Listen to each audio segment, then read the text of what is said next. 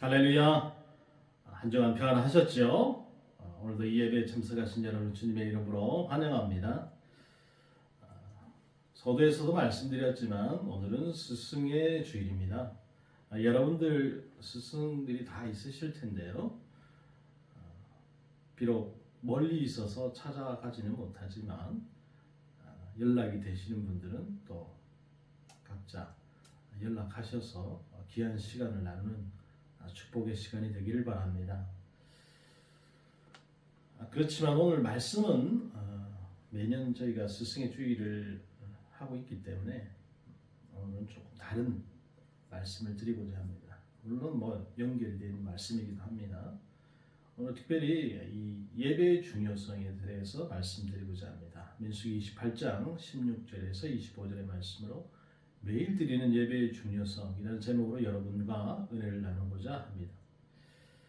자, 또 한 주간 시작되는 여러분 주일 아침입니다. 벌써 5월 중순인데요. 한 해의 절반이 훌쩍 지나가고 있습니다. 우리가 정신을 바짝 차리고 주님의 백성답게 살아가기로 마음을 새롭게 하는 날이기를 기도합니다. 자, 오늘 말씀에 두드러지는 것은 바로 이 상번제와 소제 외라고 하는 표현인데요. 상번제와 소제는 여러분 매일 드리는 예배라는 거예요. 6월절이 찾아와도 무교절에도 초실절에도 계속되어야 하는 예배는 매일 드리는 예배였다는 것입니다. 하나님은 그 어떤 이유로도 매일 드리는 예배가 그쳐지는 것을 원하지 않으셨어요. 이것이야말로 이 이스라엘 백성들을 지켜주는 생명줄과 같은 것이었다는 것입니다. 우리도 마찬가지죠. 우리는 매일 드리는 예배에 실패자가 돼서는 안 되겠습니다. 주일이라서 예배가 많으니 쉬고, 휴가라서 쉬고, 토요일은 분주해서 쉬고, 그렇게 매일 드리는 예배가 등한이 되는 사람에게 절기로 드리는 예배는 어떤 형식에 지나지 않고요, 또 번거로운 일이 될 것입니다. 그러니 우리가 매일 드리는 이 하브라타 성경 말씀에 생명을 걸어야 하겠습니다. 그래서 매일 말씀 앞에서 우리 죄에 대해서, 우리 헌신에 대해서, 우리 감사에 대해서 묵상하고 생각하고 매일 주시는 말씀을 내 발의 등이요 빛으로 삼는 생활이 지속되는 그런 인생이 되어야 되겠습니다. 그런 인생을 하나님께서 착하고 충성된 종이다 이렇게 부르실 것으로 확신합니다. 그래서 저는 그 확신을 가지고 하나님께서 원하시는 것이 매일 드리는 예배에 성공하는 것이라고 생각합니다. 더구나 여러분 오늘 이 말씀처럼 지금 모압 평지에서 하시는 말씀들은 가나안 땅을 염두에 두는 거예요. 광야에서는 여러분 성막이 가운데 있고 또 백성들이 둘러서 진을 치고 생활을 했지만 가나안은 여러분 어떻습니까? 넓은 지역에 이 각 지파가 이제 흩어져서 살아야 하는 거예요. 그럴 때 그들이 성도답게 살아가기 위해서는 매일 드리는 제사, 이 예배라고 하는 것이 가장 중요한 것이다 말씀하고 있는 것입니다. 그리고 매일 드리는 예배는 지금 우리가 사는 시대에도 우리가 좋은 그리스도인으로 풍성한 삶을 살아가기 위해서는 반드시 지켜야 할 생명줄과 같은 것입니다. 시편 1편에 이런 말씀이 있죠. 복 있는 사람은 여호와의 말씀을 즐거워하며 주야로 묵상한다 라고 했어요. 여기 여러분 주야는 이 매일 드리는 제사가 아침과 저녁에 드려지는 것을 염두에 둔 것이 아닐까 생각되는데, 그러면 우리는 이제 이 10절과 15절, 31절에 주목을 하면서 모든 예배에 우선하는 매일 드리는 그 제사의 중요성을 다시금 깊이 묵상하면서 우리가 하는 이 매일 이 묵상, 하브라타, 그 가치를 여러분 확인해 보셨으면 좋겠습니다. 자, 오늘 첫 번째로는 이 6월절에 대한 말씀인데요. 갑자기 무슨 절기도 아닌데 6월절인가 할 수도 있는데, 여러분 6월절은 출애굽기 12장 1절부터 15절, 레위기 23장 4절 8절에 자세히 언급되어 있습니다. 6월절은 정월 14일 저녁이고 다음날 15일부터 20일까지 일주일간은 무교절입니다. 6월절과 무교절은 한 절기로 통용이 되는데요. 우리가 잘 아는 것처럼 6월절은 이 애굽에서 열 재앙 가운데 마지막 재앙인 뭐죠? 장자의 재앙과 연결이 되어 있습니다. 하나님께서 그 장자의 재앙을 내리시던 날 이스라엘 백성들에게 말씀하시죠. 어린 양을 잡아서 그 피를 문설주와 안방에 바르게 했어요. 그날 밤에 하나님의 사자가 문에 피가 발라져 있는 집은 넘어가고 장자의 재앙을 내리지 않았다는 것이죠. 여러분 6월절이라고 하는 것은 넘어간다 그런 뜻입니다.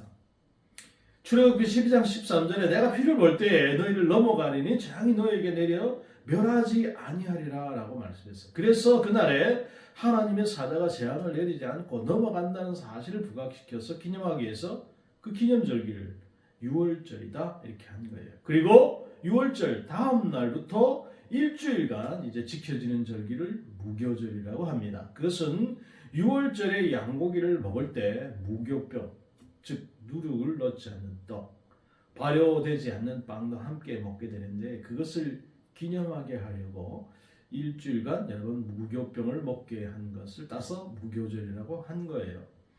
여러분 무교병 혹시 드셔보셨는지 모르겠는데 정말 맛이 없습니다. 그냥 아무것도 없어요. 한 맛도 안 나고 딱딱하고 그걸 먹었다는 거예요.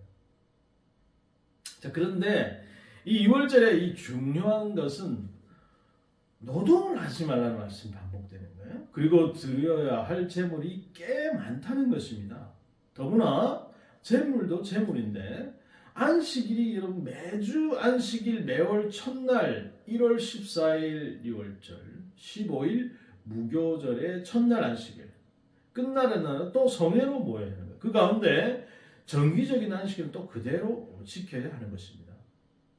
일단 6월절을 지키는 그 첫 번째 의미는 애굽에서 구원해 주신 하나님의 은혜를 잊지 않도록 하는 거예요. 무교절은 애굽에서 종살이 하던 시절을 잊지 말라는 겁니다. 그래서 절기의 그 첫 번째 의미는 하나님의 은혜를 잊지 않는 것입니다. 그리고 그 절기의 시작은 항상 모든 노동을 그치는 것에서 시작되었다는 것입니다. 그쳐야 여러분 기억할 수 있다는 것입니다. 그래서 모든 안식일과 절기는 그침으로부터 시작되는 거예요. 그치지 못하면 좋은 그리스도인으로 살 수 없습니다. 그리고 일단 욕심을 그치고 염려를 그쳐야 하는 거예요. 그래야 온전히 우리가 하나님을 섬길 수 있고 또 예배자가 될 수 있는 것입니다. 6월절은 정월 즉 1월 14일 정월 14일 저녁이 6월절이고 그 다음날 15일부터 20일까지 일주일간 무교절이라고 했어요. 그래서 6월절과 무교절은 함께 사용되는 것입니다. 6월절 시기는 이 태양력으로는 3, 4월에 해당이 되고요. 당시에 그 유대 민간력으로는 7월에 해당이 되는 것입니다. 그런데 하나님께서 6월절에 있는 달을 정월로 바꿨어요. 출애굽기 12장 2절에 이 달에 너에게 달의 시작 곧 해의 첫 달이 되게 하라라고 말씀하셨어요. 하나님께서 여러분 6월절이 있는 달을 해의 첫 달 곧 정월로 바꾸신 것입니다. 6월절이 있는 달을 해의 첫 달로 바꾸신 것은 6월절 역사를 기점으로 하나님의 언약 백성으로서의 그 새로운 삶을 살라라는 암시가 있는 거예요. 뭡니까?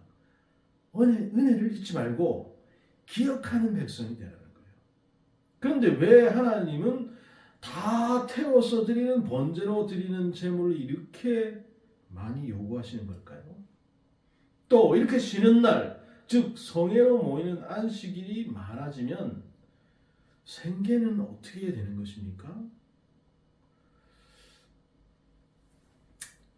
저는 이렇게 생각합니다. 인간의 모든 염려와 생각도 하나님께서 책임져 주신다는 그 믿음으로 예배자가 되라라는 것이겠죠.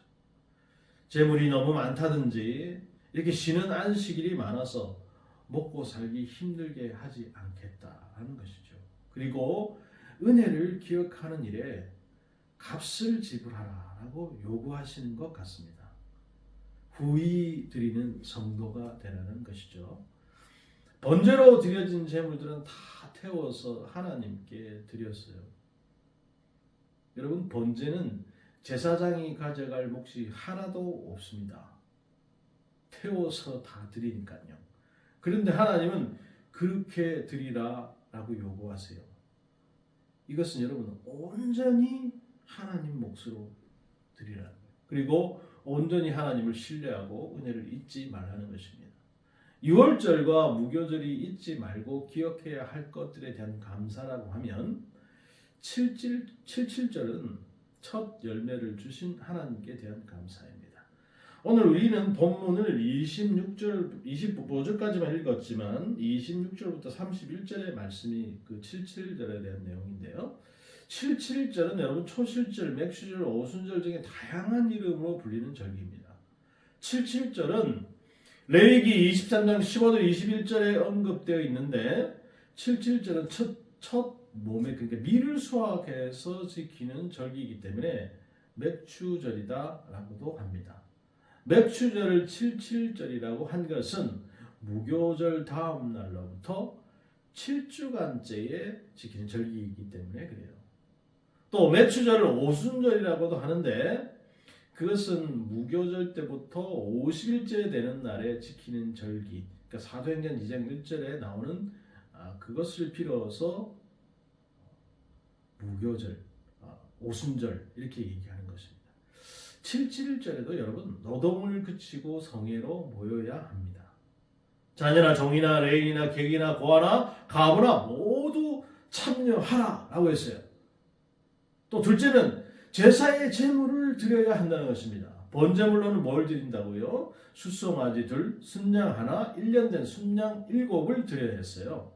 소제물로는 매 수송아지에는 고운 가루 에바 3분의 3, 순양에는 에바 3분의 2, 매 어린 양이 에바 10분의 1을 드려야 했어요. 그리고 속죄 제물로 순양 하나를 드려야 했습니다.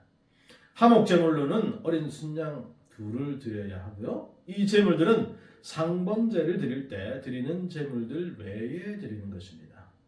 6월절이 여러분 구원에 대한 감사라고 하면 77절은 하나님께서 우리에게 주신 것에 대한 감사인 거예요. 그것도 첫 수확에 대한 감사인 것이죠. 그런데 상번제와 소제가 바로 죄와 헌신과 감사였다는 점 여러분 기억해 보시기 바랍니다. 결국 하나님은 이스라엘 백성들이 하나님의 백성으로서 살아감에 있어서 다소 이 많은 절기를 통해서 잊지 말아야 할 것들을 잊지 않고 은혜에 감사할 줄 아는 진정한 성도가 되기를 원하셨다라는 것을 우리가 알 수 있죠. 이 절기들은 모두 이 어린 신자들, 그러니까 믿음이 약한 신자들에게 가르쳐 주신 그 구원받은 백성들의 예배와 또 헌금 생활에 대한 말씀이기도 하죠. 또 그칠 줄 알고 예배하는 사람들이 되기를 원하시는 하나님의 깊은 뜻이기도 합니다. 근데 참 대단히 많은 복잡하게 드려지는 그런 내용들이죠. 자, 그리고서 이제 민수기 29장을 우리가 오늘 봐야 되는데 제가 읽지는 않았습니다. 워낙 긴 절기 때문에 여러분께서 꼭 29장 1절부터 11절의 말씀도 꼭 한번 읽어보시기 바랍니다. 자, 우리가 다시 시간을 좀 확인을 하면서 말씀을 봐야 되는데요. 지금 이 말씀을 하고 있는 때가 여러분 언제입니까? 40년 그러니까 5월 이후 11일 이전이에요. 어디를 바라보고 하시는 말씀인가요? 바로 가나안 땅을 바라보면서 하시는 말씀. 이제 곧 가나안 땅에 들어갈 이스라엘 백성들에게 절기를 지키라라고 하는 거예요. 그런데 이 절기에 대한 말씀은 출애굽한 지 3개월 되던 해에 시내산에서 한번 말씀을 하셨습니다. 그때 광야를 바라보면서 하셨던 말씀인데 이제 다시 가나안을 바라보면서 말씀을 하고 있는 거죠. 그러니까 광야나 가나안이나 신앙생활의 원리는 같다는 거예요. 다만 어디에 강조점이 있느냐 그게 조금 다를 뿐입니다.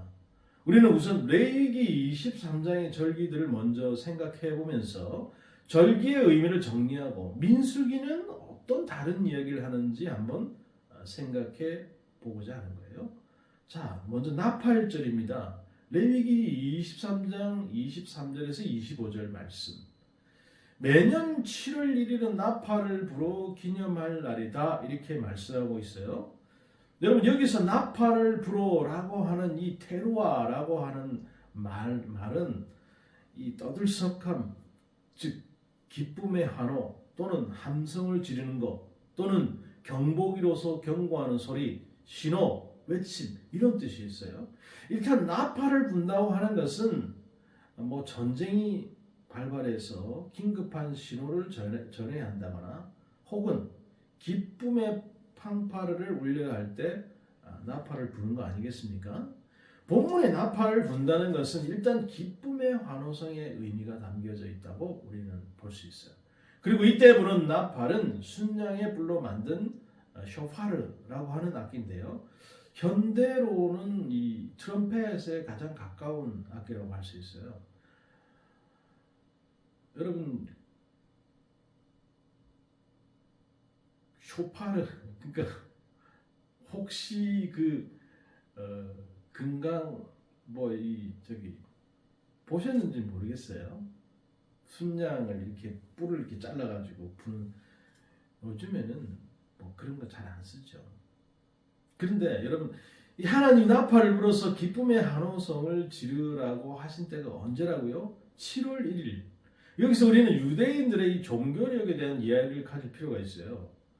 우리나라에는 음력이 있고 양력이 있지 않습니까? 그들에게도 여러분 달력이 두 개가 있었어요. 하나는 종교를 위한 달력이고 또 하나는 일상생활을 위한 달력입니다. 우리가 교회에서의 종교력에 맞춰서 예배를 진행하고 있는 것과 마찬가지인데 종교력으로 7월은 민간력으로는 새해가 시작되는 날이에요. 물론 이들이 이렇게 두 개의 달력을 갖게 된 것은 하나님께서 그들에게 7월 1일을 새로 정하라고 말씀하셨기 때문에 그렇게 한 거죠. 이들의 7월 1일은 현재 우리 달력으로는 9월이나 10월에 해당하는 시기입니다. 그러니까 우리는 가을인 거죠. 왜 하나님은 이스라엘 사람들에게 7월 새해 첫날은 나팔 불고 기뻐하고 함성 지르고 즐거워하라 이렇게 하셨겠습니까? 그것은 단순히 나팔을 불면서 축제를 즐기라는 의미는 분명히 아닌 거예요. 오히려 그 새해 첫날에 하나님의 나팔을 불어서 모든 백성이 새해 첫날인 것을 일깨우라고 하신 것입니다. 너희들이 너무 바빠서 너무 일에 몰두한 나머지 시간도 있고 무아지경으로 살아온 인생들이 이제 나팔 소리를 들으면서 새해가 또 시작되었구나 라는 것을 다시 깨달으라는 거죠. 그리고 그날 다시 멈춰 서라고 하는 것입니다. 그날은 쉬는 날이 되어야 되는 거예요. 나팔은 바로 그렇게 영혼을 일깨우는 역할을 합니다. 어떤 노동도 하지 말라고 재차 강조를 하고 있어요. 우리는 너무 바빠서 주일도 있고 시간도 있고 그렇게 일에 빠져 사는 인생을 살지 말아야 하는 것이죠. 그러다 보면 하나님과도 멀어지니까요. 자, 그런 후에 그날은 성회로 모여서 하나님께 감사하는 시간을 가지라는 것입니다. 새해 첫날 첫 시간이라는 것을 나팔을 불어서 알리고 또 그날 아무 노동도 하지 말고 하나님께 예배하고 멈춰서는 법을 배우라는 거예요. 특히 이날 나팔을 불라고 하신 것은 새해이기 때문인데 그래서 이 나팔은 기쁨의 나팔이기도 하지만 깨달으라 라고 하는 경고의 나팔이기도 합니다. 정신 차리라는 거죠. 새해가 시작됐다는 거죠. 그만큼 여러분 새해가 시작되는 이날 깨워서 맞이하기를 원하셨다는 것을 우리는 옳게 이해할 필요가 있어요. 우리는 뭐 새해가 한참 전이 지났죠. 하나님은 우리가 하나님의 시간 앞에 깨어있기를 원하는 거예요. 뒤어 이어지는 이 대속죄일을 생각하면 이 새해 첫날 정신을 차리지 않으면 안 되는 것입니다. 우리가 새해 시작하고 나서 벌써 5월 중반을 지나가고 있는데요. 우리의 정신은 벌써 어디가 있는지, 무슨 생각을 하고 있는지 정신을 차리라는 거죠. 그리고 열흘 후에 대속죄일이 다가옵니다. 그래서 그날 깨워서 준비할 수 있도록 너희들 준비해라! 나팔을 크게 불었어요. 여러분, 민수기에는 이 공통점이라고 하는 게 있는데 뭐냐면 바로 노동하지 말라라고 하는 말씀과 성회로 모이라는 것입니다. 다른 점은 재물을 드리라는 거예요. 또한 상번제와 소제를 그치지 말라는 거예요. 계속해서 드리라는 거죠. 하나님이 이스라엘 백성들이 예배자가 되어야 한다고 말씀하십니다. 그런데 진정한 예배자가 되기 위해서는 그침의 원리가 확보되지 않으면 안 되는 것이죠. 아무 노동도 하지 말라라고 하는 것은 그렇게 살아도 하느님께서 먹여 살려주신다는 의미가 함축되어 있는 거 아니겠습니까? 과도한 탐욕에 인생을 내던지지 말고 너희들이 그치는 날들을 많이 가지라는 거예요. 그런데 그 그침의 날들을 여과로 다 사용하지 말고 예배드리라는 거예요. 예배할 때는 항상 후히 드리는 제물을 가져오라고 요구하십니다. 물질이 있는 곳에 너희의 마음이 있다라는 것을 너무 잘 아시는 하나님이죠. 여러분, 우리는 그냥 두면 타성해졌습니다. 그렇지 않습니까? 늘 똑같은 예배, 늘 똑같은 말씀, 늘 똑같은 생활을 하다 보면 거기에 젖어들어요. 그러다 보면 형식적으로 예배에 참석하게 되고 감동이 없어지고 하나님을 만나지도 못하는 거예요. 그래서 하나님께서 우리가 나팔을 불어서 시간을 일깨우고 신앙생활에 정신 차리기를 원하시는 것입니다. 오늘 아침 여러분, 우리는 인생에 나팔을 한번 불어보세요. 그리고 타성해졌고 외부적인 상황 때문에 잊어버린 말씀 사랑을 여러분 회복하시기 바랍니다. 상번제와 소제는 여러분 절대로 그칠 수 없다는 이 말씀은 가나안 땅에서 이것이 얼마나 그들을 지켜주는 핵심인가를 말씀하고 있어요. 그 어떤 일이 있어도 매일 드리는 예배는 그치면 된다 안 된다고요? 안 된다라는 것입니다. 우리도 여러분 마찬가지죠. 우리의 예배는 여러분 절대 그쳐서는 안 되는 것이죠.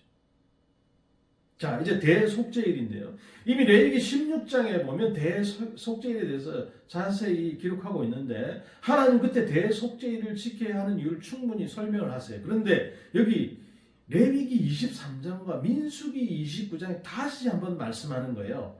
레위기 16장은 절차에 대한 설명이 주류를 이루고 있다 하면 23장에서는 대속죄일을 보내는 이스라엘 백성들이 어떤 자세로 너희들이 대속죄일을 보내야 하는가, 그것에 초점이 맞춰져 있습니다. 민수기에 역시 제물에 관한 내용이 대단히 길고 상번제와 소제에 대한 내용이 후렴처럼 이렇게 따라 붙어요.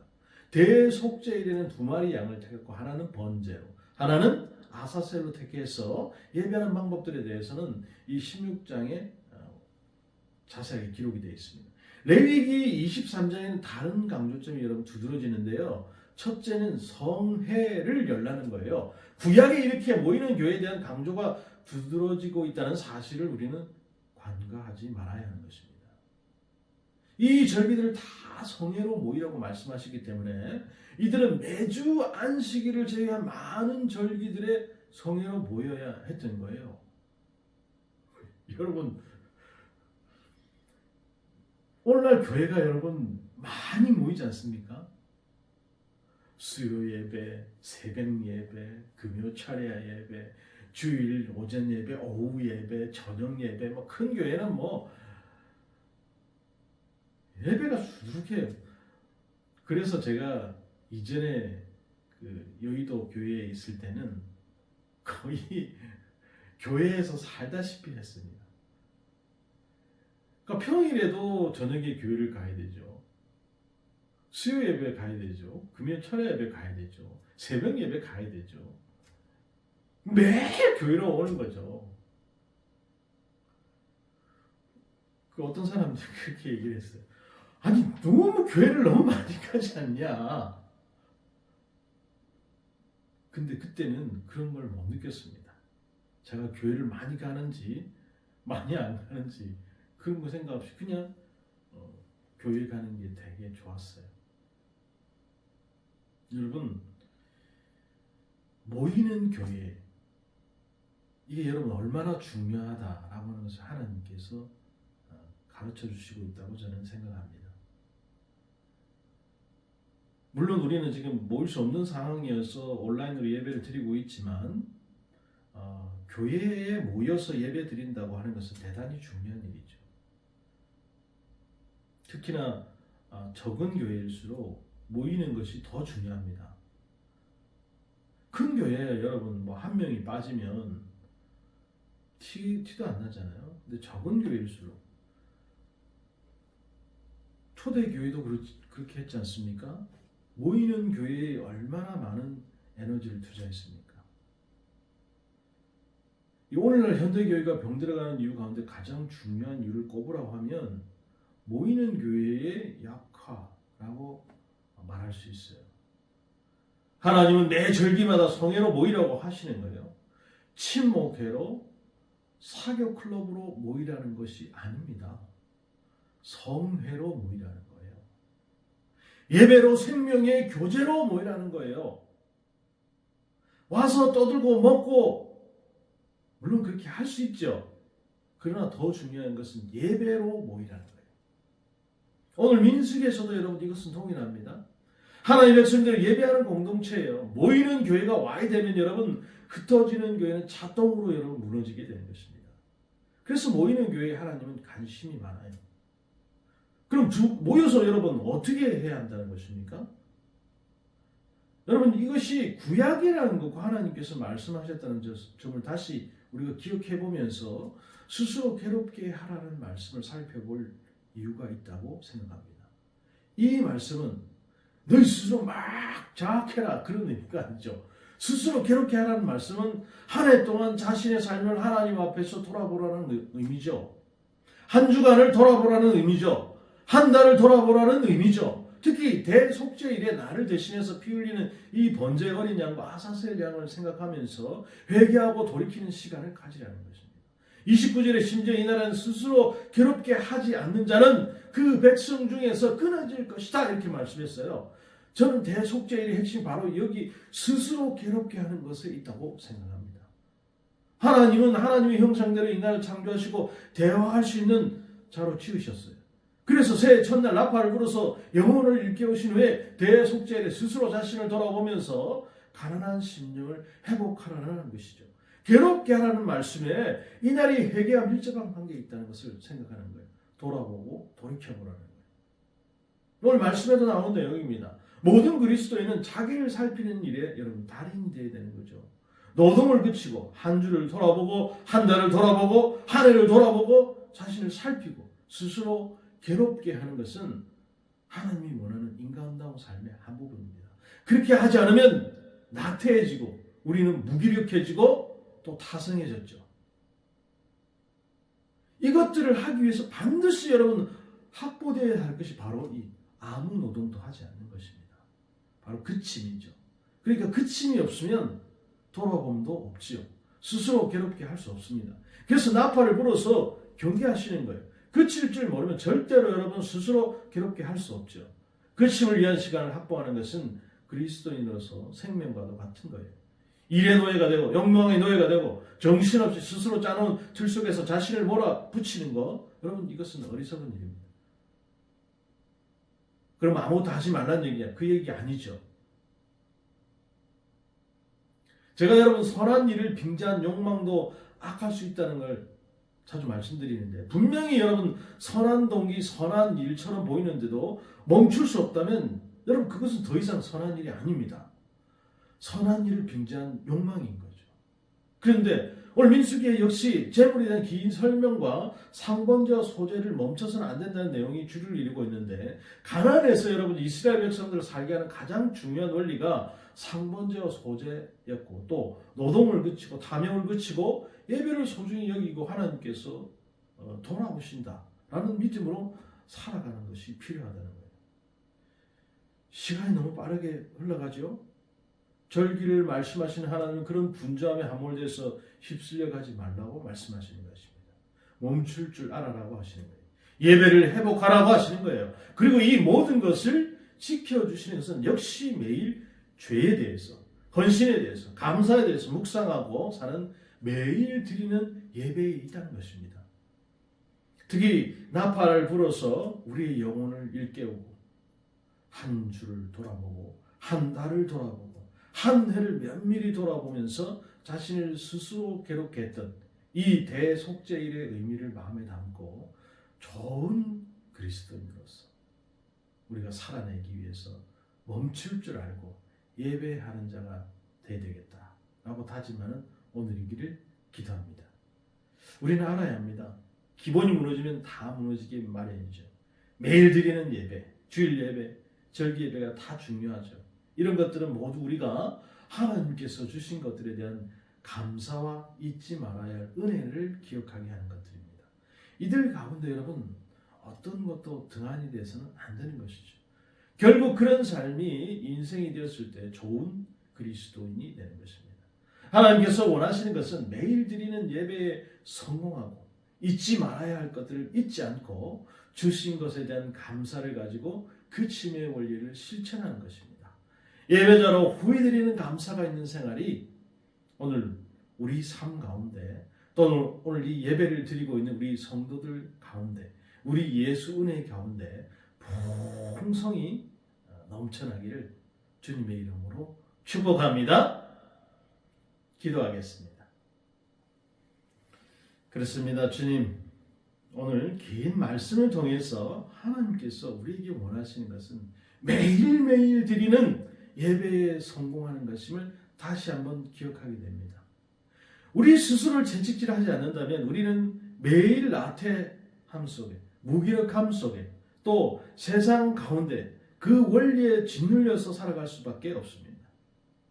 하나님께서는 그것들을 너무너무 많이 경계하시고 또 그렇게 되면 우리 삶이 그것에 함몰되는 것을 경계하십니다.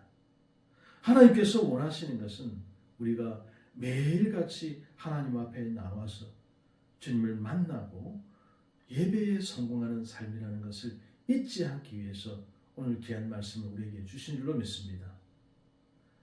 사랑하는 우리 모든 성도들이 오늘 이 말씀을 통해서 예배에 성공하고 잊지 말아야 할 것들을 잊지 않고 주신 것에 대한 감사를 가지고 그 침의 원리를 실천함으로 인해서 예배자에게 후히 드려지는 그 감사가 있는 생활로 말미암아 하나님께서 주시는 그 풍성한 축복들을 다 누리는 우리 모든 성도들이 다 될 수 있도록 주님 역사해 주시고 인도하여 주옵소서. 우리 삶 가운데 온전히 임하시는 우리 주 예수 그리스도의 이름 받들어 기도드리옵나이다. 아멘. 감사합니다. 그렇습니다, 여러분. 우리가 매일 예배 드리죠. 근데 타성에 젖어서 드리는 예배는 성공할 수 없습니다. 형식적으로 드리는 예배는 성공할 수 없죠. 하나님께서 제일 싫어하는 예배가 그런 예배입니다. 아무 감흥 없이 타성 없이 드리는 예배. 오늘 이 예배를 드리고 있는 우리 모든 성도들이 그런 예배가 아니고 정말 하나님의 은혜를 잊지 않고 주신 것에 대한 감사를 가지고 그 침의 원리를 실천하는 그런 예배를 드리시는 모두가 되기를 주님의 이름으로 축복합니다. 한 주간 다시 한번 이 말씀 돌아보시면서 그 가운데 있는 하나님이 주시는 은혜에 또 은혜를 생각하는 저와 여러분들이 되셨으면 좋겠습니다. 감사드리고요. 우리 다음 주에도 또 영상 예배로 찾아뵙도록 하겠습니다. 한 주간 주 안에서 승리하시기 바랍니다.